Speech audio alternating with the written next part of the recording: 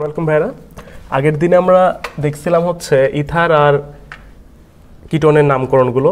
তো আজকের টপিকসে থাকবে হচ্ছে অ্যামিন। হ্যাঁ, ধীরে ধীরে আমরা আগাবো। অ্যামিন অ্যামিন কারা? অ্যামিন আমরা একটা বর্ণ দিয়ে এটাকে বলতেছিলাম যে NH2। অ্যামিন অ্যাকচুয়ালি কারা হচ্ছে যদি অ্যামোনিয়া থেকে এইচগুলো প্রতিস্থাপিত হয়। এইচ হচ্ছে প্রতিস্থাপন। তো এখান থেকে একটা এইচ প্রতিস্থাপিত হয়েছে NH2, এখান থেকে দুইটা এইচও প্রতিস্থাপিত হতে পারে, এখান থেকে তিনটা এইচও প্রতিস্থাপিত হতে পারে। এইগুলোর কেসে এইটাকে বলা হচ্ছে 1 ডিগ্রি অ্যামিন, এইটাকে বলা হচ্ছে 2 ডিগ্রি অ্যামিন, এটাকে বলা হচ্ছে 3 ডিগ্রি অ্যামিন। ঠিক আছে, অ্যালকোহলের ক্ষেত্রে কিন্তু সিমিলার কেসই হয় যে OH এর সাথে যতগুলো অ্যালকাইল গ্রুপ থাকে সেটা তত ডিগ্রি অ্যালকোহল হয়। আমরা অ্যালকোহল যখন ব্রিফলি আলোচনা করব তখন দেখব। তো এই ক্ষেত্রে এইটার নামকরণটা কী রকম হতে পারে? এইটার নামকরণ হয় কিছুটা এরকম, অ্যামিনো অ্যালকেন। ওকে, এই ধরনের কিছুটা উচ্চারণ হয়ে থাকে বিবেক কর্তৃক, যেমন অ্যামিনো মিথেন, অ্যামিনো ইথেন, এই ধরনের কেস। একটা সহজ এক্সাম্পল দিই, তোমরা জাস্ট পরিচিত হও বিষয়গুলো নিয়ে একটুকুই। NH2 এটা যদি হয় একটা অ্যামিন, এটা একটা অ্যামিন, তাহলে এর নাম কি বলবো আমরা? এটা কি একটা অ্যালকাইল গ্রুপ আছে আর একটা অ্যামিন মূলক আছে, 1 নাম্বার কার্বন। এটা 1 নাম্বার কার্বন, কোনো এক্সট্রা কার্বনের নাম্বারিং নাই, একটাই 1। তাহলে এটা কি বলতো? অ্যামিনো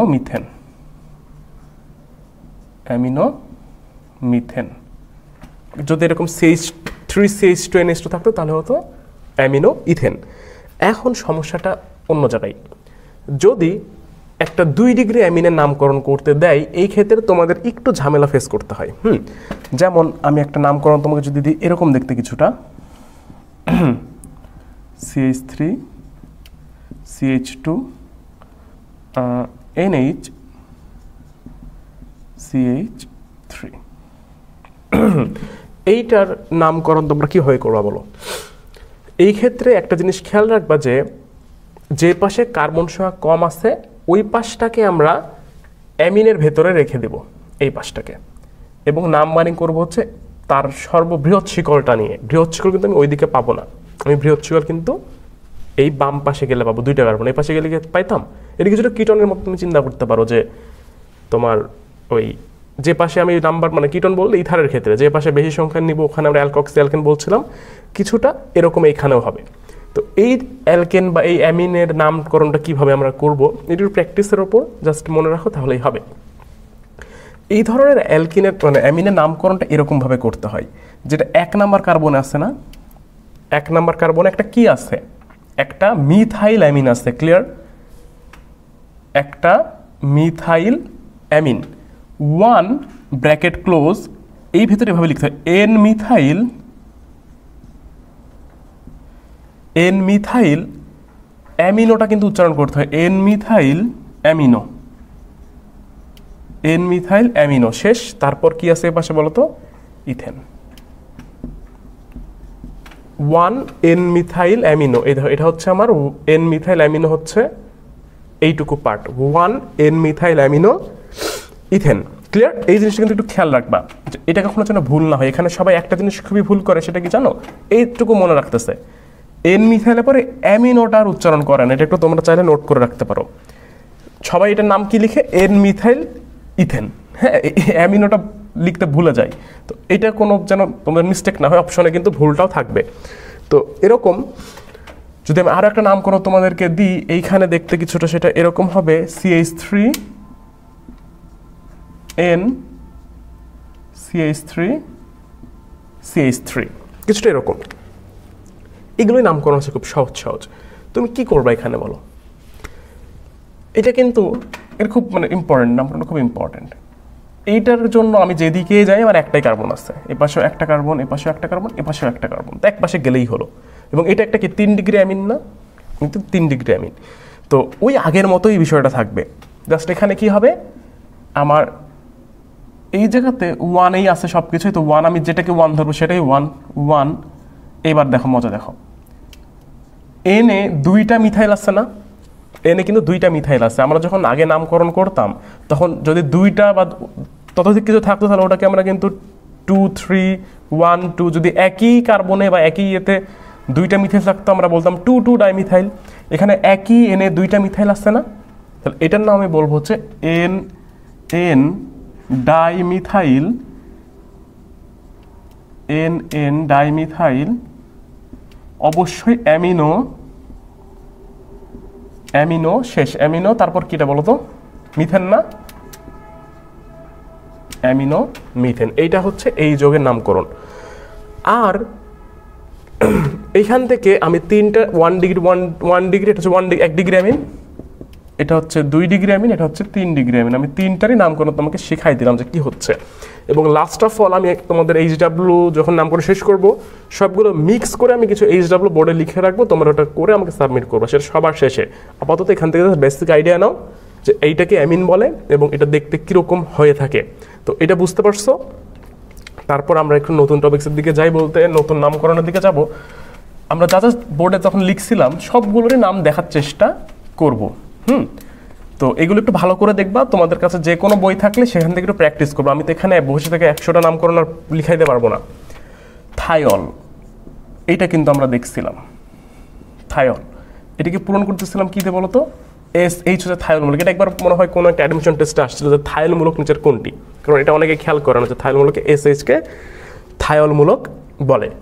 তো ঘটনা যেটা দাঁড়াবে যে এটার ক্ষেত্রে নামকরণ কি হয়, খুবই সহজ নামকরণ কিন্তু এগুলোর। ওই জন্যই আমরা একটু খেয়াল করবো যেন কখনো আসলে পরে যেন পস্তাতে না হয় যেন এটা আমি দেখিনি বলে পারিনি। এটার নামকরণ হয় হচ্ছে অ্যালকেন থাইল, অ্যালকেন থাইল।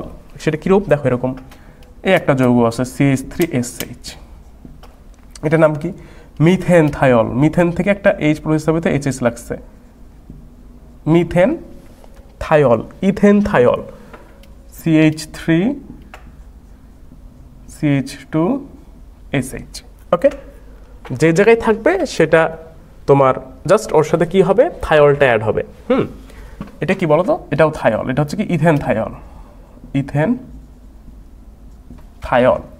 এরপরে এরকম একটা নামকরণ থাকে যে CH3CH2CH3SH, বা আমি এখানে আর একটা CH2SH দিতে পারি।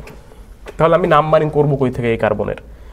হ্যাঁ, এই যৌগের নামকরণটা আমরা করব কই থেকে? এই ক্ষেত্রে আমার এইটাই হবে 1 নাম্বার কার্বন, এটা 2, এটা 3, এটা 4, ওখান থেকে শুরু যেখান থেকে থাইল গ্রুপটা আছে, তাই কি না? অবশ্যই তাই। তো এই ক্ষেত্রে ঘটনাটা কীরকম দাঁড়াবে, এটা 2 নাম্বার কার্বনে কি আছে, একটা মিথাইল গ্রুপ আছে না, তাহলে এর নাম হচ্ছে 2 মিথাইল বিউটেন থাইল। বিষয়টা কি ক্লিয়ার? 2 মিথাইল বিউটেন থাইল, যেখান থেকে এসে সেটাকে তুমি 1 নাম্বার ধরো। তুমি মনে হতে পারবে এসে যদি এই জায়গায় থাকবে তাহলে হ্যাঁ 1 2 3 4 5 হয়ে যায়, তো এসে যুক্ত জায়গাতে তুমি 1 নাম্বার ধরবা। তাহলে নাম হবে কি 2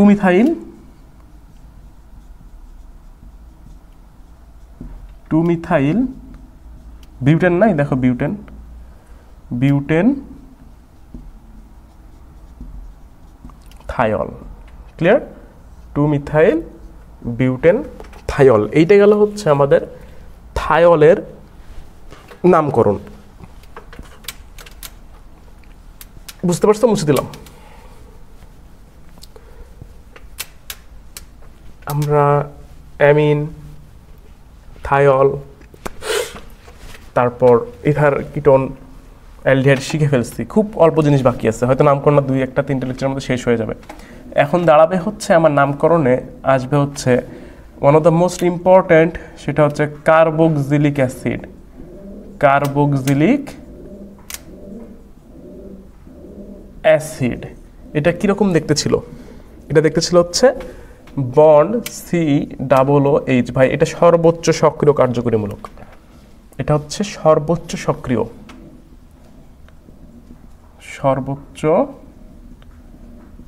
সক্রিয়, তো কার্বক্সিলিক অ্যাসিড যেহেতু, তাহলে এটা কি, এটার একটা বিশেষত্ব কি বলতো? তোমার যদি প্রশ্ন করে কিছু কিছু কার্যকরীমূলক, কার্বনযুক্ত কার্যকরীমূলক কয়টি, তাহলে তোমার অ্যান্সার কীরূপ হবে বলো তো? তোমার ক্ষেত্রে একটা কিটোন, অ্যালডিহাইড, অ্যাসিড, এই 3টা ব্যতীত কিছু আছে? 3টা ব্যতীত আর কিছু আছে চিন্তা করে বলবা, না থাকলে নাই। এটি একটি কার্বন যুক্ত না? এবার দেখো কাহিনী কি হয়। এইটার ক্ষেত্রে লাস্টে যুক্ত হচ্ছে ওইক অ্যাসিড। কি যুক্ত হয়? লাস্টে যুক্ত হচ্ছে ওইক অ্যাসিড। ওকে, এইটা হচ্ছে লাস্টে যুক্ত আর কিছুই না। এটার ক্ষুদ্রতম সদস্যটাকে, যেগুলো খুব বিখ্যাত কার্যকরীমূলক, তাদের জন্য আমি ক্ষুদ্রতম সদস্যটা একটু বলে দেই। ক্ষুদ্রতম সদস্য হিসেবে কিন্তু এটা কার্বন যুক্ত, যেহেতু খেয়াল করবা কার্বন যুক্ত যেহেতু, সেক্ষেত্রে কিন্তু আমার একটা হাতে কিন্তু একটা হাইড্রোজেন, শুধু একটা হাইড্রোজেন যুক্ত হতে পারে, যেগুলো শুধু এটা তোমার সুবিধার্থে। তুমি এখন মনে করতে পারো ক্ষুদ্রতম কার্যকরী মানে ক্ষুদ্রতম সদস্য মানে অবশ্যই আমি এটাকে RCOH বলতে পারি। হ্যাঁ, ক্ষুদ্রতম আর এর ক্ষুদ্রতম সদস্য হচ্ছে CH3COH। হ্যাঁ, ওকে, লিখলা এটা ক্ষুদ্রতম সদস্য। এটা কিন্তু ভুল হবে, কারণ এটা কিন্তু দুই কার্বন বিশিষ্ট হয়ে গেল। এখানে তোমার জাস্ট আর কিচ্ছু হবে না, এখানে একটা H হবে, জাস্ট HCOH হবে। তাহলে এটার নাম কি? Methanoic acid. মিথান যোগ ওইক, মিথানোইক অ্যাসিড, এটা হচ্ছে এর ক্ষুদ্রতম সদস্য। এখন যেটা ঘটনা দাঁড়াচ্ছে যে একটা কার্বক্সিলিক মূলক যখন একটা যৌগে উপস্থিত আছে, এর মানে হচ্ছে ওই যৌগে বাকি সকল কার্যকরী মূলক তুমি যাকে দেখতেছো এতদিন ধরে, কিটোন, অ্যালকোহল, অ্যালডিহাইড, ইথার, সবগুলো হচ্ছে প্রতিস্থাপক। মানে সেটা কখনো ওর যৌগ হবে না, তখন ওগুলোর প্রতিস্থাপক নামগুলো ইউজ করতে হবে। যেমন হাইড্রক্সি শিখছিলাম, অক্সো শিখছিলাম ইথারের জন্য। ঠিকভাবে বন্ড CHO একটু লিখে রাখো। বন্ড CHO এর প্রতিস্থাপক নাম হচ্ছে ফরমাইল। প্রতিস্থাপক নাম হচ্ছে ফরমাইল। ওকে, এটা একটা ইম্পর্টেন্ট নোট, আমি এখানে বলে দিলাম, কারণ আমাদের কিন্তু সেকেন্ড সক্রিয় কিন্তু মোটামুটি ওই অ্যাসিডের জাতক বাদে তারপর কিন্তু অ্যালডিহাইডই। তো যদি একটা অ্যাসিডের সাথে অ্যালডিহাইডও যুক্ত থাকে, তাহলে অ্যালডিহাইডও কিন্তু তার কি হবে? একটা প্রতিস্থাপক হিসেবে যুক্ত হবে। সে কিন্তু তার কোনো ওখানে তার কর্তৃত্ব থাকবে না, ভাই এখানে তো ওই নেতা, এর ওপর তো ও আর নেতাগিরি করতে পারবে না এই জায়গায় এসে। COOH সর্বোচ্চ সক্রিয় কার্যকরীমূলক। তাহলে এটা হচ্ছে মিথান যোগ ওইক অ্যাসিড, মিথানোইক অ্যাসিড। তাহলে একইভাবে নামকরণ কীরকম হয় বলো তো? CH3 বানাও ইচ্ছা মতো, CH3COH, এটার নাম কি? অবশ্যই এটা যেহেতু একটা কার্বন যুক্ত কার্যকরীমূলক, ওইখান থেকে 1 নাম্বার শুরু হবে, 1 2 3। তাহলে এটাকে 2 মিথাইল কি methyl propanoic acid, 2 methyl propanoic acid, propanoic acid. Okay, ঠিকভাবে যদি এরকম একটা যৌগের নামকরণ হয় কিছুটা দেখতে এরকম, CH3 CHOH, এটার নাম কি বলবা? এটার নাম কি বলবা? এটার নাম তুমি কি বলতে পারো? আমার ভাই এখানে এটাও যা, এটাও তাই, এটাও প্রতিস্থাপক, এটাকে আমার গুণে লাভ নাই, এটা আমাকে 1 নাম্বার এটা ধরে সর্বোচ্চ শিকল তৈরি করতে হবে, আর কিচ্ছু না আমার কাছে। তাও এখানে কার্বন ছিল, আমি চাইলে এটাকে এদিকে ঘুরতে পারতাম, এখানে ওই সুযোগও নাই, আমাকে সোজা যাইতে হবে। হ্যাঁ, তাহলে এটা কি বলতো? এখানে কি বলবো বলো তো? এটাকে বলবো 2 hydroxy propanoic acid, propanoic acid. Okay, এই হচ্ছে এটার নাম। এখন আমি এই জিনিসটা যেটা বললাম, একটা অ্যাপ্লিকেশন দেখাই, যে বন্ড COH কে যখন প্রতিস্থাপক হিসেবে যুক্ত হবে তখন আমরা ফরমাইল বলবো, তাহলে নামটা কীরকম হবে? ধরো এরকম একটা যৌগ আসছে তোমাকে দেখতে কিছু এরকম, সে CH3 CHO CHOH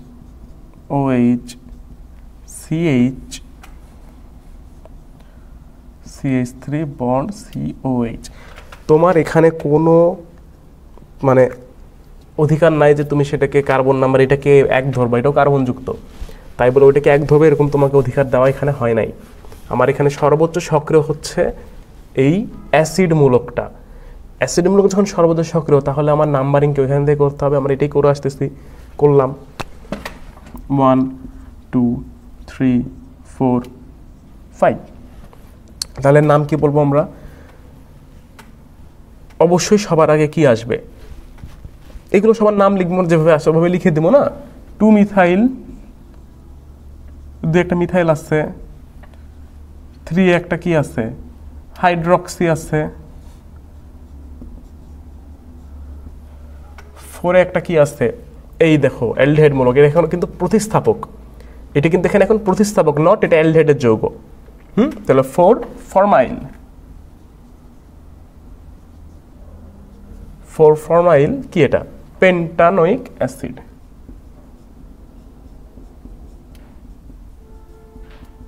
pentanoic acid. বিষয়টা কি ঠিক হলো নামকরণ? খেয়াল করো তো আগের সবগুলো লেকচারের সাথে ক্লাসগুলো কিন্তু একটু রিলেট করে পড়তে হবে। এইটার আমাকে আবার চলে আসতে হবে সেই ইংলিশ অ্যালফাবেটে, যে এখানে ইংলিশ অ্যালফাবেটটা কি হচ্ছে। এমনও হতে পারে ভাই এখানে দুই পাশে কিন্তু দুইটা কার্বক্সিলিক মূলক থাকতে পারে, তাহলে কি হবে, ডাইওয়িক অ্যাসিড নামটা হয়, আমি বলতেছি ওইটা।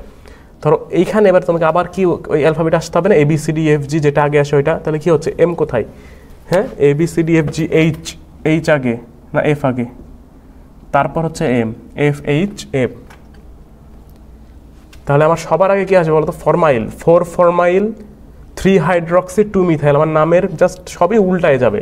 হ্যাঁ আগে আমার এটা আসবে 4 ফরমাইল, হ্যাঁ 4 ফরমাইল, তারপর আসবে হচ্ছে 3 হাইড্রক্সি, তারপর আসবে হচ্ছে 2 মিথাইল পেন্টানোয়িক অ্যাসিড। বিষয়টা কি ক্লিয়ার, মনে থাকবে? Very good. আচ্ছা এবার তোমাকে যদি এরকম একটা নামকরণ দেওয়া হয় তাহলে তুমি কি করবা, যে আমার তো সবই ডাবল ছিল তখন, এটা থাকতে পারে না এরকম COH bond CH2 bond CH2 bond COH, এই যোগটার নাম কি?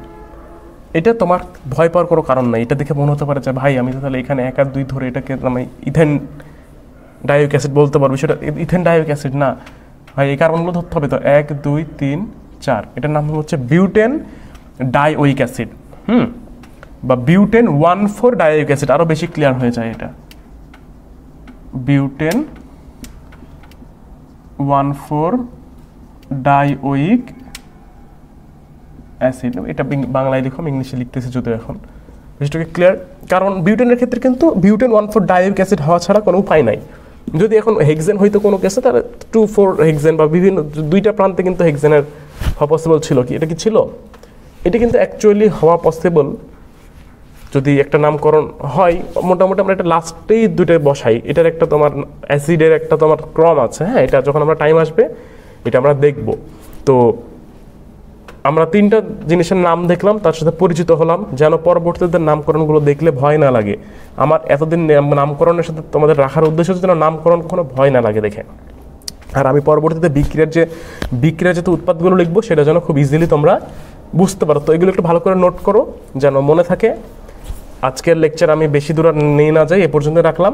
নেক্সট ক্লাসে আবার দেখা হবে।